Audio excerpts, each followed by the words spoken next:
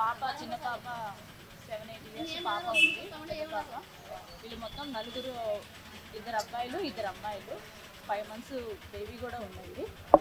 ఈ పిల్లల్ని తండ్రి ఇక్కడ గూడూరుకి చెందిన అతను బుడగజంగాలకి సంబంధించిన వాళ్ళు. బుడగజంగాల సుకన్న అనే అతను డైలీ భార్యని మతిస్థిమితం లేకపోయి కోమాలో ఫిక్స్తో పడిపోయినప్పుడు హాస్పిటల్కి తీసుకొచ్చి అడ్మిట్ చేశారు. అంటే మేము ఇక్కడికి వచ్చిన తర్వాత మేము అతని వద్ద తీసుకున్న సమాచారం అండి.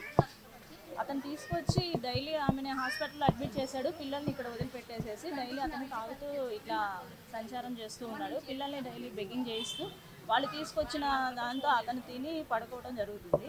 ఈ క్రమంలో ఇక్కడ చుట్టుపక్కల ఉన్న స్థానికులు కూడా ఇప్పుడు మేము వచ్చిన తర్వాత మాకు ఇచ్చిన ఇన్ఫర్మేషన్ ప్రకారం ఆ పిల్లల్ని మీరు తీసుకువెళ్ళండి మేడం, పిల్లల్ని రక్షించిన వాళ్ళు అవుతారు, తండ్రి దగ్గర సెక్యూరిటీ లేదని చెప్పడంతో మేము మా పీడీ గారి ఆదేశాల ప్రకారం ఇక్కడికి వచ్చి పిల్లల్ని అయితే రెస్క్యూ చేయడం జరిగింది.